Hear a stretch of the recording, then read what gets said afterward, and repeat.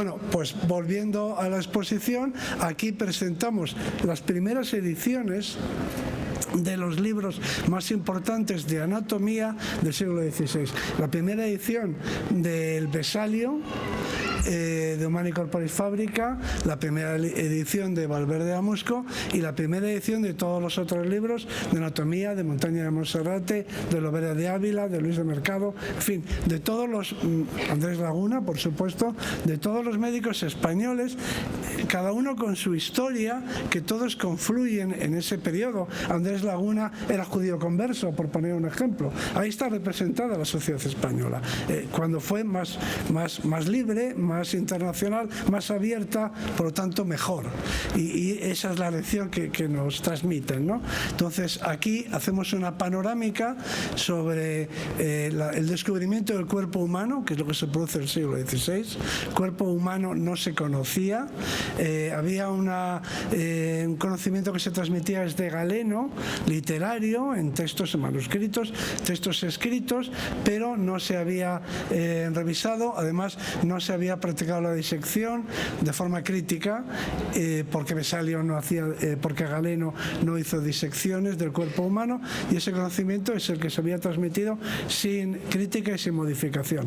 En el siglo XVI se produce esta revolución que empieza Vesalio y luego todos sus continuadores, que pasan a la experimentación y a la observación y a la disección, y entonces se produce esta revolución y se van descubriendo los órganos del cuerpo humano. Aquí se habla en esta exposición de ese descubrimiento que lleva siglos, ¿no?, pero que empieza entonces, y luego también de la fisiología del cuerpo humano.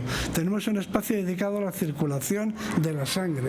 La circulación de la sangre es uno de los descubrimientos más importantes de la historia de la medicina y de la ciencia, y en ese gran tema de la circulación de la sangre hay participación española. En primer lugar con Servet, con Miguel Servet, que tiene una historia también digna de recordarse, y luego con Valverde Amusco, que es el primero que publica después de Servet, pero la obra de Servet se pierde, que publica la circulación menor de la sangre. De eso hablaremos aquí. Es decir, que hay unas aportaciones también en cuanto al funcionamiento de la fisiología del cuerpo humano. Todo eso sucede al mismo tiempo que algunos de estos científicos deciden publicar sus obras en lengua romance, en castellano, y eso también merece una explicación. Se debe al hecho de que había dos tipos de personas que ejercían la medicina. Estaban los médicos y los practicantes, los médicos y los cirujanos. Los médicos no intervenían, diagnosticaban y recetaban, y tenían una formación reglada, universitaria. Los cirujanos eran practicantes, aprendían con la práctica. El padre de Cervantes fue uno de ellos, un cirujano de la época, de manera que los cirujanos lo mismo hacían sangrías, que sacaban muelas, que cosían o remendaban o curaban heridas o entablillaban. Es decir, que tenían el conocimiento práctico, pero no el conocimiento teórico. El conocimiento teórico y galénico se estudiaba en las universidades y se estudiaba en latín. Entonces, estos médicos, Valverde Amusco y otros, deciden que hay que publicar en castellano, y además lo dicen expresamente en sus prólogos, porque dicen que algunos médicos, ellos son médicos, ellos mismos, han estudiado en la Sorbona, Valverde Amusco, por ejemplo, están en las mejores universidades italianas, pero ellos se dan cuenta de que hay muchos que practican la medicina, los practicantes, los cirujanos, que no tienen formación universitaria arreglada, que no saben latín, que no pueden leer los textos. Entonces dice que aquí hay muchos médicos que están más preocupados por el latín, es decir, por la lengua en la que está escrito, que por el contenido. Entonces él lo traduce al castellano, y en lugar de decir músculo dice morcillo, y en lugar de decir articulación dice coyuntura, y en lugar de decir útero dice matriz o madre, concretamente. Es decir, que utiliza los términos populares para que lo entiendan los cirujanos, y así se convierte en el libro de compañía. y de ahí viene parte de su éxito, que todo cirujano, todo practicante de la medicina lo lleva en su bolsa cuando va a visitar a los pacientes o cuando se desplaza a algún lugar. Se convierte en lo que los ingleses llaman el companion book, el libro que llevas contigo cuando viajas por los sitios, ¿no? Entonces, esa es la clave de su éxito, esa es una. Y la segunda, con esto terminaré, son las ilustraciones. Con el descubrimiento de la imprenta se abre la posibilidad de publicar libros que no solamente tienen texto, sino que también tienen imágenes. Se pueden grabar imágenes, o sea que un libro de medicina se puede convertir en un atlas de medicina, que no es lo mismo. De manera que hasta ese momento, hasta que aparece la imprenta, en los manuscritos, pues estaba el texto de Galeno, de quien fuera, que se copiaba, pero no había imágenes, no había ilustraciones, y la anatomía necesita de ilustraciones. Entonces, en ese momento, con la aparición de la imprenta, aparece el primer libro ilustrado, es decir, el primer atlas de anatomía, que es el de Vesalio, y luego el de Valverde, con una diferencia, que el coautor, estos libros a partir de ahora ya tienen dos autores, un autor es el del texto y otro autor, tan autor o más autor, es el ilustrador, porque de los libros de medicina, incluso hoy, lo que más se consulta son las imágenes. Cuando uno en un paciente o en un cadáver quiere localizar un músculo o un nervio, no va el texto, va la lámina.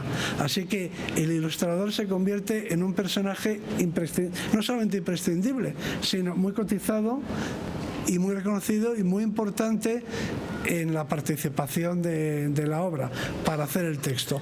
Y Valverde de Amusco cuenta con un ilustrador, o el impresor consigue, o a través del cardenal, no se sabe cómo, pero al final interviene en la confección de las láminas un ilustrador que es un gran artista, que es Gaspar Becerra, que es muy superior al ilustrador de Vesalio, muy superior al ilustrador de Vesalio. Ahora no me voy a extender en eso, pero son artistas diferentes. El de Vesalio pertenece al círculo de la pintura veneciana, el de Valverde es romanista, seguidor de Miguel Ángel. Entonces hay también una competición. Y por último, aquí más que nunca coinciden y convergen el arte y las ciencias. Es decir, la pintura, que es lo que queremos contar aquí, y la ilustración, y el Renacimiento, junto con la ciencia. De manera que estos atlas son la síntesis perfecta de lo que queremos hacer aquí, que es la reunión de esas dos culturas, las humanidades y la ciencia, en una sola. Y eso se consigue en los atlas de anatomía. Bien, aquí tenemos una muestra en la que explicamos todos estos conceptos. Yo creo que lo mejor que podemos hacer es recorrerla.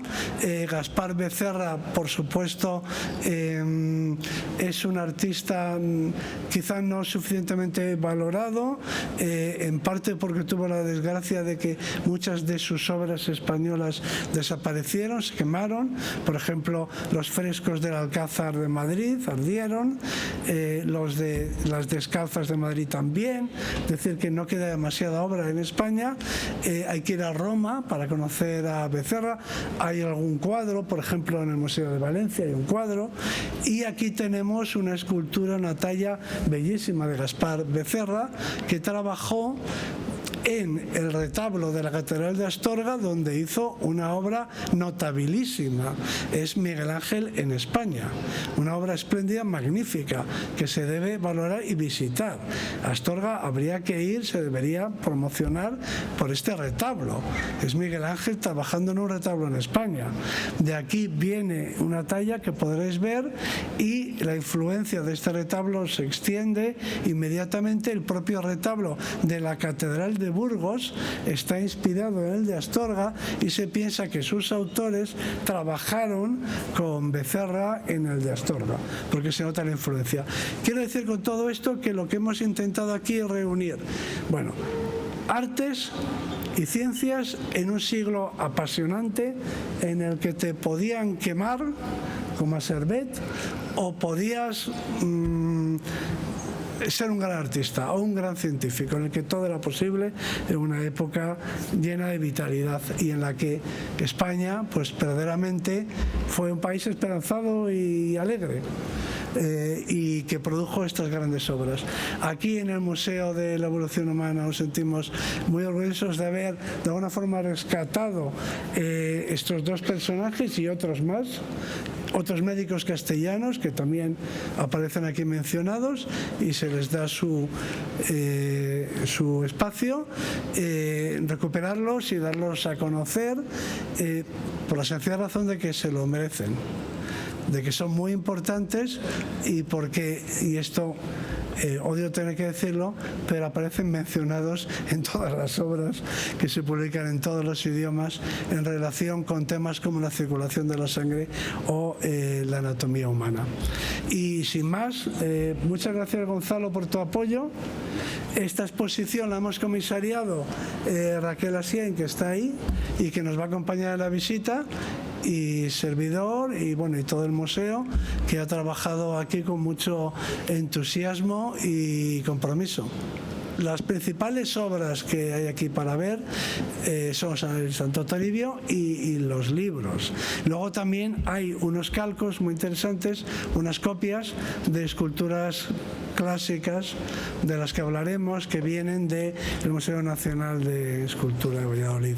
La colección de libros que ha cedido la Biblioteca Histórica de la Universidad Complutense de Madrid, empezando por el Vesalio, es única.